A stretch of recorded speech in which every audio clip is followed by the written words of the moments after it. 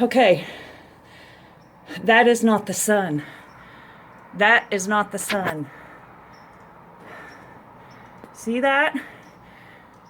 Okay, over here is the setting sun. Oh my God!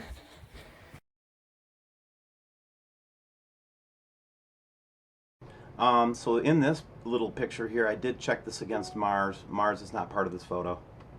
Hi, everybody. This is Steve Olson, WSO. It is June 6th, Monday, June 6th, late morning here in the Midwest. I'm here with Wayne Steiger. Wayne, how are you doing? I'm doing good, Steve. How are you doing? You can correct my pronunciation of your name finally right now. Steiger. Steiger. But, listen, as my wife will say, I'll answer just about to anything. I know. But so anyway, I wanted to get Wayne on, and I think what we're going to do here, folks, is Wayne and I have become like partners in crime. I mean, we are co-researchers all the way. And what's gotten the relationship that's developed between Wayne and I is such that I think that Wayne's earned a spot on this channel in terms of being able to come on once a week with us and talk about the findings and the conversations we've had, Wayne. And just wanted to put that out to the audience. Well, thank you, Steve. I appreciate you, buddy. You were doing great work here. Okay. So let's get right to the chase. And I know this is a boring piece of information. Can you see the Excel spreadsheet that I have up on the screen there, Wayne? Yes, sir, I can. Okay. So remember the last video that I did a couple days ago here in early June? What we did was we said, let's do an experiment. Let's get everybody to tell us where they are seeing phenomenon, especially the chemtrails. And let's see if we can kind of orient ourselves on where they're primarily spraying and maybe see if we can get a fix on things that way. So we did. We actually started getting the results yesterday, and you can see I'm actually starting to plug other dates in here too, and I'm getting really proficient with Solar Scope. But one of the things that comes out right away, Wayne, and I'd like to get your comment on this, I don't think it takes a rocket scientist to see where we're seeing most of the stuff. Look at this, Steve. This is remarkable. This might be the first time that Nibiru researchers have tried to do this. Well, I haven't seen it, and if they have, please share the data. Right. If you have it, I'm not prideful about this. I would really like to see it. No, but I believe, Steve, what this begins to do, it begins to now narrow it down. I mean, I can remember when I first started looking at the heavens, I didn't know where to look. Where was Draco? Where was Sagittarius? I didn't know. We have programs now where we can do this. And now, folks, you can see what Steve has done here. You can start focusing your attention into these parts of the sky, depending where you are, and start making observation notes. And, Steve, I think this is brilliant. Hats off to you, my friend. Oh, man, this is an idea that it boils up, right? So I'm going to show everybody an example of one of these programs real quick, Wayne, that I've been using and getting proficient with, but there are several out there. And I recommend that somebody finds one of those free solar system viewers that you can actually look at the sky with your cell phone and actually immediately identify what constellation is there. But the first thing that I want to share with you is constellations are relatively fixed positions in space. Okay, and the reason for that is they're very, very, very, very far away from us, and so when the Earth is orbiting the sun and rotating, scientists and astronomers use constellations as ways to describe where things are in the sky to other astronomers or researchers. So, for example, if I saw something in the Draco constellation, which I have here, I could say, oh, Bob, I was looking north the other day and I saw an object in the Draco system. That would be a conversation with an astronomer, right? So this is an example of what I do. So I get your picture, the time of day, and the direction you're going. So then I find, right now I'm looking as if I'm looking for my own house here, okay? The red line is always the ecliptic, which means that's where the sun orbits, and that's where all of our planets should be pretty close to at all times, okay? And the first thing I'm going to point out, and then Wayne, I'll come back to you for some more feedback, is most of the stuff that we're seeing right now is near the sun, and what you'll notice is the sun is riding with Orion right now. Okay? Does that make sense? It does. So what we've got behind the sun right now, and it's going to stay this way, it moves slowly. And then the second thing you'll see is, you see how the ecliptic goes through Gemini right now, this constellation here? That's how we derive your birth month. So where that ecliptic lines through the sky is going to line up on your birth month. So the next one that's coming up is Cancer, I would imagine, right? Supposed to be. Yep.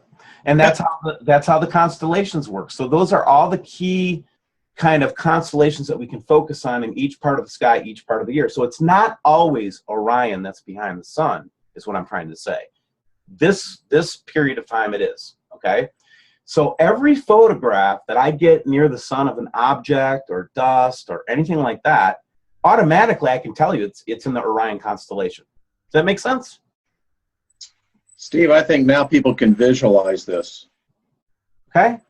So right now the sun's up in the sky. So this would be a bright sky right now and I wouldn't be able to see the moon. I wouldn't be able to see any of this because the sun's corona would just completely obfuscate everything. And it would be very hard for me to see stars during the day. Okay. So now I want to start out with one of the observations, Wayne, and just get your feedback on it. And so here we have been seeing, as you can see on this spreadsheet, and I'll put it back up again, and please tell me if you can see it or not, because it needs to. Yeah, I can see it, Steve. Okay, so clearly we have a lot of activity in Orion and Draco. I get that, okay? So that's cool, and it's mostly chemtrails and orbs. That's where we're seeing most of the orbs. What I want to focus on just for a moment is the light source that we've captured. And this is the first time I have seen a photograph of a light source. Now check this out. Listen very carefully to me, you guys. A light source coming from the east when the sun is setting in the west. That puts that light source squarely somewhere around Sagittarius and Libra. And let me show you what I mean by that.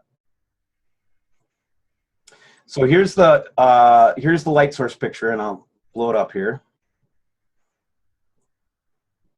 Now, Wayne, this is from Australia, and this is where the individual is facing due east when the sun is setting in the west.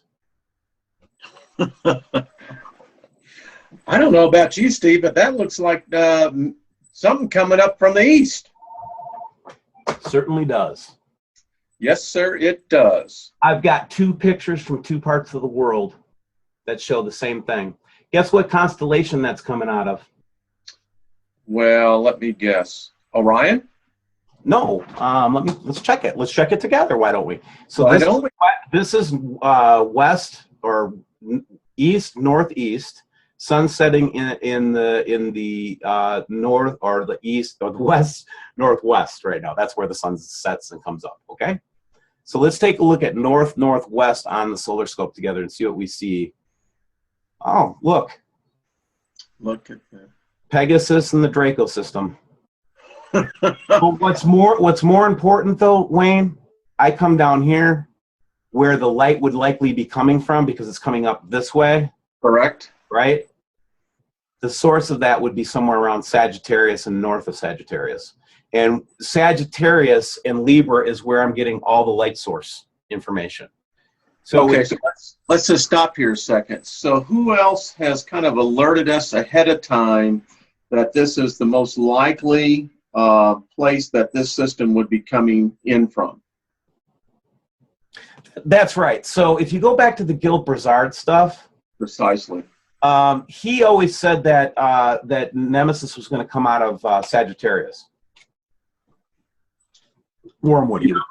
I think, Steve, what this is helping myself personally to do, because I'm still a student and I'm learning, and this kind of visualization allows me now to begin to put in perspective the people who, like Gil Brizard, who's done what I think was his charts are just by far some of the best I've ever seen, going all the way back to Dr. Harrington.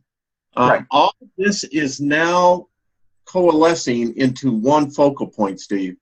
It is. So Sagittarius is so I would hypothesize based on what I'm learning right now, and this is just a hypothesis, okay? It did come out of Sagittarius, and it came through and passed our system without much effect in 2012, 2011. It was seen, photographs were taken, People saw it. People dealt with it, right? We all thought it was the end of the world in 2012. Okay? It wasn't. This thing screamed right past us from Sagittarius and went right towards Orion, and now it's coming back. As it has been stated in times past, that this was what it would do. Now, why is Draco important? Because it just seems to be in this particular time frame, a lot of the planetary bodies and also second light sources being seen from that direction. But I have to remind you that what's underneath is Sagittarius and Libra, okay? Look at that. So what I'm telling you guys is that this study has already revolutionized my view of what's going on. Well, Steve, if we could start now, as you and I were talking, and begin to build from all the subscribers, if they would get in unison on this and take the time and just simply write exactly like you had on the spreadsheet, location, time, and where was it, I think we could begin to nail this, Steve, and then begin to have the ability to at least begin to do some anticipation. Right, and what really prompted this was Jeff P. and I were talking about, well, we were just kind of comparing notes, and it just turned into an idea where it's like, you know what, every picture that has a time and direction on it and a location can be mapped like this. So I can literally go back and map everything I've taken so far. This is ideal.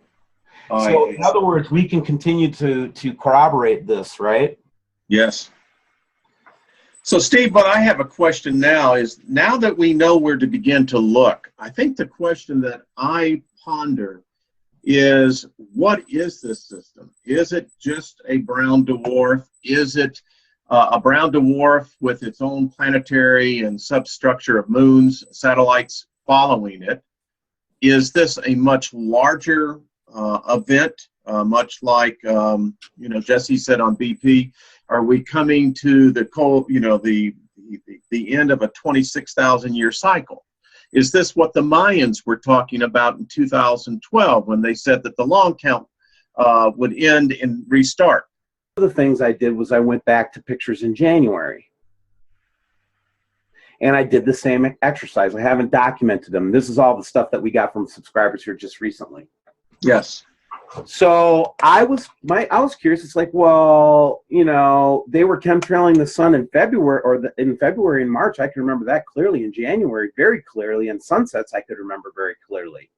They just chemtrailed the bejeebers out of the sun at that time, and in the sunrise. And that's when we were getting the huge double rain, like the double sundogs and huge columns of orange and all that stuff. Guess what constellation the sun was pointed at that time, Wayne? Let me guess. Was it, I don't know, Draco? Sagittarius. Sagittarius. Almost spot on it. Then I went to the, remember those photographs? And I'll go, by the way, to all the subscribers that are new, I'm going to go back and pull a couple of these pictures back from February now that we're doing this so I can show this to you. But remember when I was capturing from South Davis Station the big red circle with the blue orb in the middle of it? Yes. And that was looking straight down at, guess what? Again, Sagittarius. Sagittarius. Coming up from the southern ecliptic. Exactly. And now when I go to Davis, I don't see it. It's because it's not not there anymore. Yes, I have a feeling that it is definitely becoming inbound. And Steve, I want to revisit again on the fact that, I look at a lot of the comments on many different Nibiru sites out there. And one of the things I keep hearing is, well, why can't I see it? Number one. And number two, well, wasn't this the big thing that everyone was talking about in 2010, 2011, leading up to 2012? Well, if we had just had this little bit of information that, Steve, that what you are bringing out today, if we had that and everyone recognized it from where it was tracking, what to begin to look for, I wonder how much more, let's say, I'm trying to use the right word here, much more knowledgeable we all would be, Steve. You know, I wish we could get a professional data analyst, and this is part of the thing that we want to do with WSO as we continue to grow the ministry, Wayne, is actually have somebody do BA work all the way back to 2011 and actually plot this I bet you we could actually plot and track the direction it moved in. I bet we could. And, you know, I'm going to take it on myself to go back over the last couple of years and look at my archives as well. Because, listen, I'm learning here. I've learned something. I've now comprehend what's going on. And again, if we'd had a great astronomer who would love to come onto the program, we would love to have you. Right. And to help educate us even more.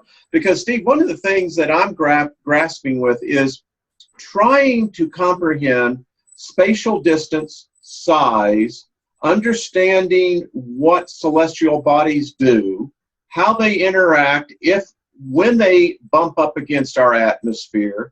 A lot of these that, quite frankly, was never taught to us in school. And, to get good data on that today is virtually almost impossible. Right. It is. So, and again, I'm surprised. I always thought that I was pretty good in the constellations, and I'm finding out that this refresher course is really helpful. Yeah. You know what I mean? Hey, listen, I thought I could read a compass too, and then when it started going in different directions, I'm going, all right, literally had to go back and get my old Boy Scout manual from the 60s. And so here's a really compelling photo that we got out of Alaska I wanted to show everybody this morning. This is just from today, Monday, the 6th of June. And now that we know where we're looking, does anybody know what constellation we might be here at northwest? Well, I don't know. If I had my guess, what would that be? Draco. How about that? I'm pulling up, by the way, my software program that I have, which is, yep. Now remember, this is going to help us to visualize this stuff, right? So the first thing you need to understand about this picture is it's looking west, and the sun is rising in the east. So this is looking west, northwest, or almost north. Okay, so this is north, and this is northwest. Okay, this is west in the middle. Okay, so the point is that right below this orb, or somewhere in this region, somewhere in this general region in here, below the horizon, there's a second light source. I can't believe I'm saying this. And look at how clear this planet is in Draco. No wonder they are blasting the heck out of Draco right now. Yeah. And Steve, the program I have this program it's called Night Sky. And it allows you to go back and forward, much like yours does, but it also allows me to see only in the infrared. And when you put that region of space into only the infrared spectrum, it's quite remarkable what you see in the background. Okay. I don't know if you have the ability to do that. Not yet, but we'll get there. Yeah. So, and then here's again. This is just another photograph. This is from today. I just wanted to show it because it shows the halo. First of all, heavy chemtrailing above and around the sun, and you can just see this is like basically covering that whole eastern sky, and then it starts to go southeast, right? Yep. So you can see that's the pattern of chemtrails that we're all seeing right now, right? And that's what I got this morning as well. In fact, if you were to see what's here in Denver, where was that taken at, Steve? This was taken in UK. Okay, so we are a fair piece of a distance apart, and now we can almost look at the same. Wayne, stay close to your mic, buddy. Okay, we can look at the same sun and the same amount of heavy spraying. Why? Yep, and we can always see the halo in certain conditions, certain light. We can see the halo with light emanating from the back of it. That's kind of common now. So, Steve, while we're speaking of the UK, so not to get off the subject because it's all connected here, what's your thoughts on what's going on in Europe right now? I mean, what was it? I just read last night that in the last week, over 300 people have been killed by lightning strikes between Paris and Germany. They're having obviously very wild weather. I wrote in my journal that I'm pretty well convinced of two things happening. Either this is by this planetary system coming in, or the other thought is it could be CERN, or both. Right, and then so let's talk about the lightning first, right? Yeah. All right. So this weekend, Prep Aussie did a riveting video yesterday. And what he was documenting was in Australia, they actually had such severe weather that they were asking people to stay indoors and everything. And then he went and looked at footage over that course of that storm. He saw the red orb basically just completely filled the sky, and then lightning like crazy, and then weird plasma beams going up and down from the sky. Okay? Then we hear about Pakistan last week had this very weird lightning storm out of the blue, and then we hear about that in Europe and Britain. We heard about it, and we heard about it also in continental Europe. I believe that we're actually getting into such proximity with some of these moons and other celestial objects that there's electrical interaction between them and the Earth. I would agree. And by the way, for the audience out there who may not have heard this, I'd highly recommend you watch the video on YouTube called Ancient Skies. It's put on by the Thunderbolt Project, Steve, as you're aware of. Yep. That sounds exactly what they said would happen when you would have the reaction of another atmospheric celestial body interacting with another. Right. So lightning and plasma, red orb, I don't know. Now, don't for a second think that the only thing that interacts with these other celestial bodies is just going to be the ground. Correct. So another thing you need to kind of think about, and you can actually see this in this little picture behind my my screensaver here. The Earth is electrically charged all the way out to 65 miles. There's a heavy electrical charge. And these different layers of the ionosphere and stratosphere don't necessarily have the same electrical charge.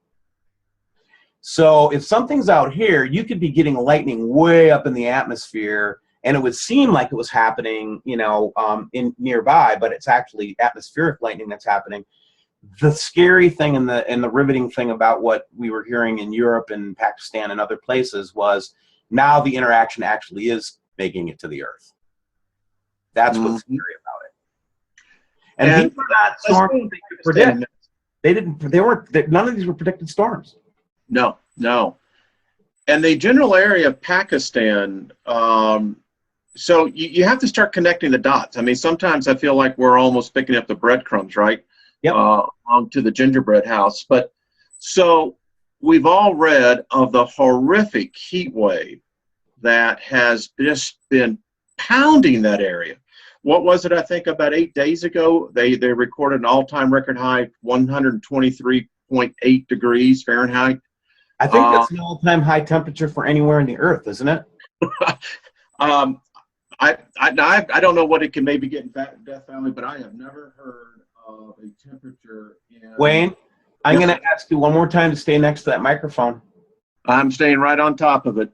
Okay. So this would be indicative of... It is so localized. I mean, if you were taking a swath out as something was passing by, or potentially in some sort of an orbit, who knows? Or you can imagine two orbs, right, passing by each other, and only two very small parts of those orbs interacting. Yes. So the place where they're closest, and then that orb passes by, incident over.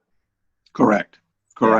Yeah. So I think this is all becoming very evident, Steve, of more dramatic weather events, and I just got a sense that they're only going to increase, and we need to get a little bit more sharper about this. I think we are. That's the good news. I think that I'm not the only one. I think SAS is doing some good work right now. I think Prep Aussie's doing some interesting work. They all are, really. And we're all collaborating, which is pretty cool. Now look at this middle one here. This is from Australia Today. See that arrow? That's the direction he was pointing in. Okay. North. That's where the sun was coming up for him today. Or a light source was coming up. I will say, he said it was the sun. Again, I can't make this stuff up. No, not at all. And yeah, we get fooled once in a while, Wayne. I mean, if you think doing serious research, you're not going to go down a wrong path every so often, you've never done research before. Gee, I don't know if life teaches you that way, right? I don't know about you. I learn from my mistakes. And the only difference with this research is this one is actually causing these kind of things to show up over my house, and this one actually comes from your house. Yes. And so, by the way, I do know that we have people sending in. Have you seen anything on the all sky scam? No, what is it? The all sky cams? Yeah. Anything here in the United States? Well, actually, on the All Sky Cam network, that's an interesting thing. The All Sky Cam network was quiet in the wintertime when most of the celestial objects would have been based on our observations in the southern hemisphere. As the Earth tilts, all of the stuff is as bright as day in the northern hemisphere now. Yeah. So anyway, you have helicopters show up over your house, and the reason I wanted to bring this up, guys, is if you think for 1 minute we like this, you're crazy. I had a glowing aircraft show up over my house when Wayne and I were talking the other night. It was a glowing aircraft, okay? Now, I'm not trying to be Mr. Paranoia, and I refuse to be paranoid because of these guys, but why do you think they're harassing researchers like us? Why do you think they're doing this, guys? We're nothing. Wayne and I are business people. That's where we come from, okay? We start research and we get Go ahead. Sorry, I'm just going on a rant. No, because I believe that you're bringing out the point. It's always been that debate, Steve. Do you inform the general public because the ensuing mass panic, the whole economic engine slowing down? That was Eisenhower's whole excuse for apparently never informing the American public of the ETs.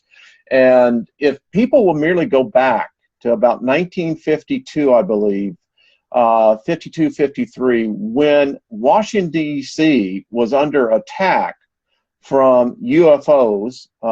In fact, as you remember, the Washington Post did a great story on them where they were actually hovering over the White House. My point being, Steve, is that for some reason they think that we're children and we're not mature enough to say, okay, this is inevitable. It's here.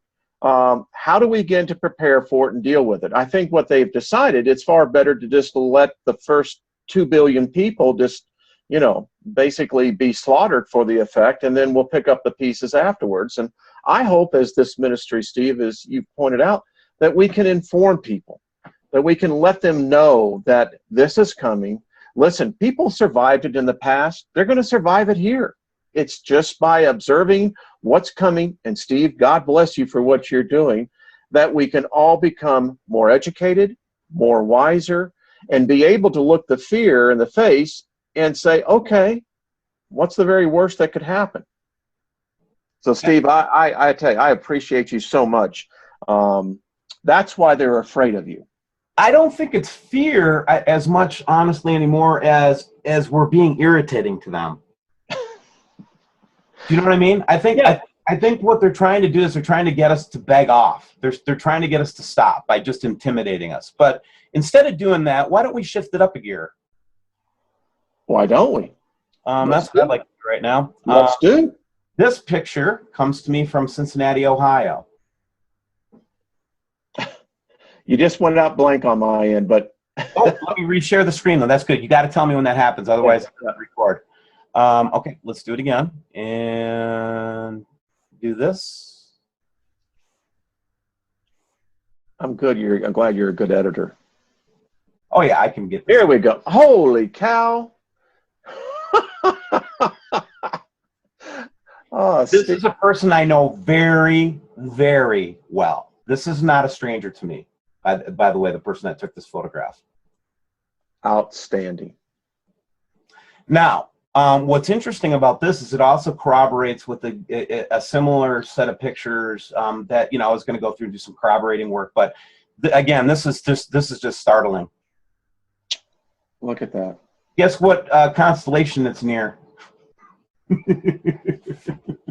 Orion. Okay, next one. Australia today. Look at that. Yes, and we are looking east at 10:13 p.m. So that would put us in the vicinity of, oh gosh, almost Sagittarius. This is a very interesting picture here, Steve, because most people would say, "Oh, well, that's nothing more than a lens, refraction, something bouncing off the camera apparatus in the back." But you very well can just see that it's very much perpetrating the atmosphere around it. Check out this one from the 4th in Germany. Look at that. Now, I don't want to hang on that one long because I want to show you this one. Remember Teresa Caldwell? Yeah.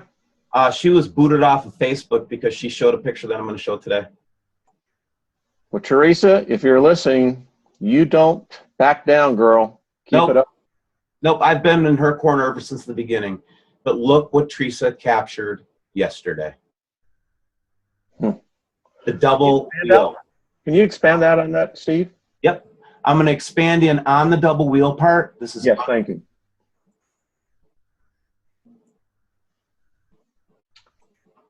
Look at that. And this is the second time I've gotten the double wheel with the spokes on it, Wayne. Very curious. This is that green thing I think that's been showing up. Yeah. The fact that it's this matches a lot of scripture like Ezekiel where he talks about the wheel. Yes, it does. And folks, if you can see how this is pixelated out, that this is an actual object. You can actually see the pixels, how they actually blend in with the wheel. Yeah, this is all. Great work, girl. Yep, and this is why they shut her down on Facebook. But guess what, Teresa? You're not shut down on WSO. No.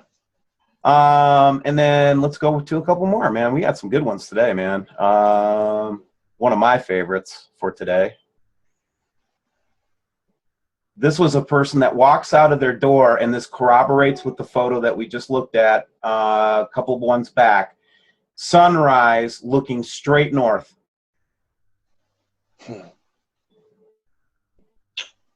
Or north and west, rather. North and west.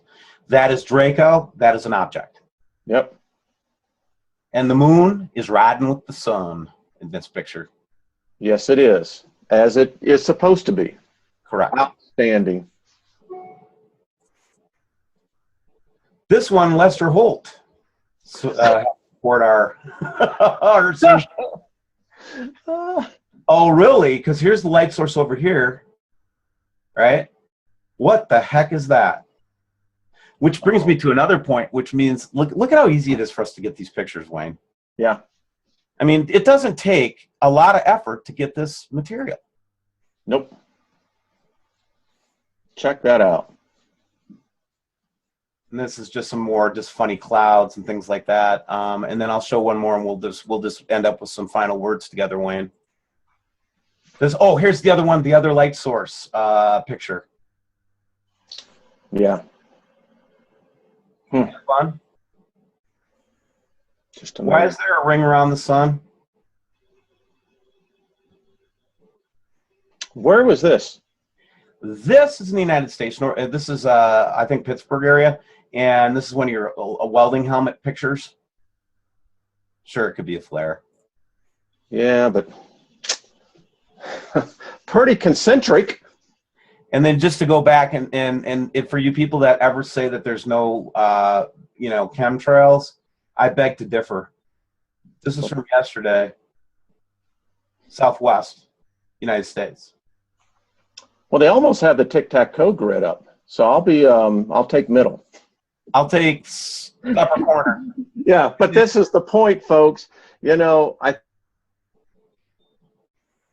take my notes here as well. That this is why we know now why they're spraying. Wayne, you cut off there, brother.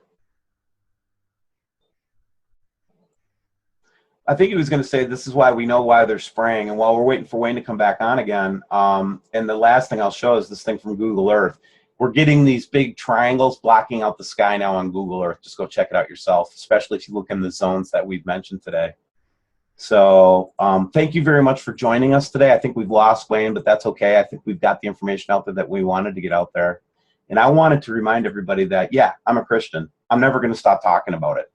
So don't even ask me to. If this does not stir you to some kind of spiritual realization, then I would be disappointed in my work. And so if that spiritual realization brings you to the same God I know, I think you're going to be better off for it. So with that all said, my friends, I very much appreciate you guys joining us here on this wonderful June 6th as we continue to learn more about Nibiru and Wormwood and the incoming star. Thanks for joining.